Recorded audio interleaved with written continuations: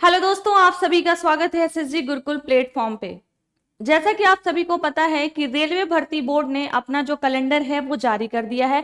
तो इस वीडियो के अंतर्गत हम आपको सभी जानकारी देने वाले हैं कि रेलवे भर्ती बोर्ड में कौन कौन से जॉब आपके लिए सही है। क्या आप इंटर पास हैं तो आपके लिए कौन कौन से जॉब सही रहेंगे। जैसे कि यहाँ पर हम बात करने वाले हैं कि इंटर लेवल भर्ती के बारे में टोटली यहाँ पर जानकारी मिलेगी। अगर आप इंटर पास हैं, बात करेंगे कौन सी पोस्ट सबसे अच्छी है आपके लिए, किस पोस्ट की कितनी सैलरी होती है, प्रमोशन कब और किससे जल्दी मिलता है, किस पोस्ट की क्या योग्यता होती है। तो इस वीडियो के अंतर्गत हम सारी बातों को यहाँ पर देखने वाले हैं।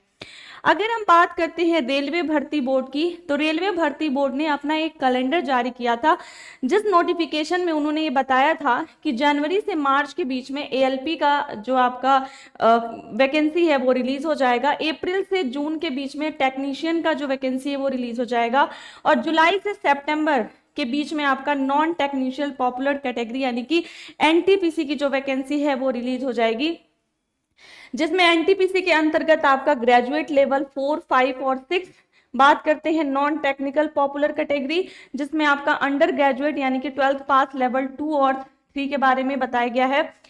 तो अक्टूबर और दिसंबर के बीच में इन्होंने कैलेंडर में बताया था कि लेवल 1 मिनिस्ट्रियल आइसोलेटेड कैटेगरी की जो वैकेंसी है वो रिलीज कर दी जाएगी।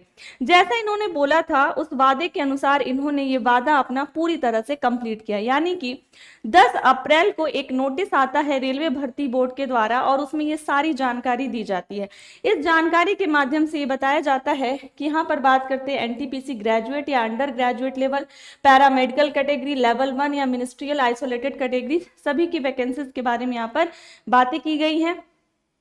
बात करते हैं कि इसकी वैकेंसी कब तक आने के चांसेस है। लेवल आपका NTPC graduate level 4, 5 and 6, under graduate level 2 and 3, तो इन सभी का जो वैकेंसी आने के चांसेस है वो आपको दिख रहा है कि भाई जून 2024 तक इसकी वैकेंसी जो है पूरी तरह से आपके सामने आ जाएगी। बात करते हैं सितंबर 2024 तक इसकी वैकेंसी यानी कि लेवल 1 या मिनिस्ट्रियल आइसोलेटेड कैटेगरी की जो वैकेंसी है वो आपकी रिलीज हो जाएगी। तो इस वीडियो के माध्यम से अगर आप एनटीपीसी का तैयारी करना चाहते हैं, यानी कि आप 12th पास हैं, तो 12th पास के लिए कौन कौन सी आपके लिए जॉब रेलवे भर्ती बोर्ड के द्वारा रिलीज की जाएगी, तो सबसे पहले हम उसके बारे में यहाँ पर चर्चा करेंगे। बात करते हैं आरआरबी एनटीपीसी। सबसे पहले हम बात करेंगे कि आरआरबी एनटीपीसी एग्जाम के बारे में कि आरआरबी एनटीपीसी होता क्या है। सबसे पहले तो आप जान लीजिए कि इसका जो पूरा नाम है वो है non technical popular category exam, जिसके अंतर्गत आप देख रहे हैं ग्रुप सी और ग्रुप डी के पद जो है वो शामिल होते हैं। क्लर्क से लेकर के स्टेशन मास्टर तक के पद इसमें शामिल होते हैं, यानी कि अगर आप एनटीपीसी की तैयारी कर रहे हैं तो यहाँ पे आपको बहुत ही अच्छा मौका मिल जाता है जॉब के लिए, यानी कि आपको क्लर्क से लेकर के स्टेशन मास्टर तक के पद यहाँ पर आपको देखने को मिलते हैं। रेलवे भर्तियों के लिए कई भर्ती परीक्षाएं होती हैं। आरआरबी एनटीपीसी रेलवे की सबसे बड़ी भर्ती परीक्षाओं में से क्या है, एक है। तो ये चीज आपको समझ में आई। अच्छा, अब बात करते हैं अगर आप एनटीपीसी की तैयारी करना चाहते हैं, यानी कि अगर आप 12th पास हैं तो आपकी जो उम्र होनी चाहिए वो क्या होनी चाहिए। तो अंडर ग्रेजुएट लेवल के पदों के लिए 12वीं पास होना जरूरी है, यानी कि इसके लिए आपकी उम्र होनी चाहिए 18 से 30 साल। बात करते हैं ग्रेजुएशन के लिए, ग्रेजुएशन के लिए डिग्री होनी चाहिए, उम्र सीमा आपका 18 से 33 साल होना चाहिए। अभी हम इंटर लेवल की बात करेंगे पूरी तरह से कि अगर आप इंटर पास हैं तो आपको कैसे कैसे तैयारी करना है, और अगर आप रेलवे में जाने की सोच रहे हैं तो आप किस तरीके से आपका माध्यम जो है रेलवे में जाने का खुल सकता है, या फिर आप क्या पढ़ें क्या ना पढ़ें और कैसे आप एग्जाम की तैयारी कर सकते हैं, ये सारी बातें हम आपके लिए करने वाले हैं। बात करते हैं एससी, एसटी, ओबीसी कैटेगरी व अन्य रिजर्व कैटेगरी में आने वाले उम्मीदवारों को अधिकतम उम्र सीमा में छूट प्रदान की जाएगी। अच्छा, अब अगर हम बात करते हैं कि आरआरबी एनटीपीसी के जरिए जो 12वीं पास के लिए जूनियर क्लर्क कम टाइपिस्ट, अकाउंटेंट क्लर्क कम typist, junior time keeper, train clerk, commercial कम टिकट क्लर्क जैसे पदों पर भर्ती होती है। यानी कि अगर आप 12वीं पास हैं तो आपके लिए ये 5 पोस्ट जो है आपको यहाँ पर देखने को मिल रहा है, यानी कि जूनियर क्लर्क कम टाइपिस्ट जो आपका लेवल 2 का जॉब है, जिसमें आपको इनिशियल पे 19,900 और इसमें मेडिकल स्टैंडर्ड C2 होता है। अकाउंट क्लर्क कम टाइपिस्ट ये भी लेवल 2 का जॉब है, इसमें आप अपनी इनिशियल पे देख पा रहे हैं।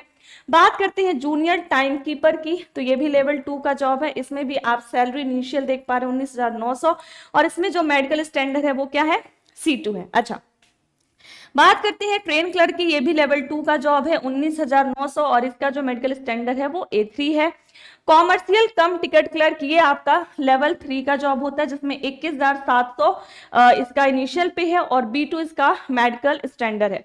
बात करते हैं रेलवे भर्ती बोर्ड की, तो रेलवे भर्ती बोर्ड में लेवल जैसे ही आपका ऊपर चढ़ता जाता है, यानी कि जैसे आपका जैसे बात करते हैं लेवल 1 की, तो लेवल 1 सबसे छोटी जॉब, लेवल 2 उससे बड़ी, लेवल 3 उससे बड़ी, लेवल 4 उससे बड़ी, यानी कि जैसे आपका लेवल बढ़ता जाता है वैसे आपकी पोस्ट और सैलरी भी बढ़ती जाती है। अच्छा, अब बात करते हैं जूनियर क्लर्क कम टाइपिस्ट में आपको कौन कौन से आपको कार्य करने को मिलते हैं, क्या आपको करना होता है, या फिर कैसे यहाँ पर आपको उसकी जिम्मेदारियों को देखना होता है।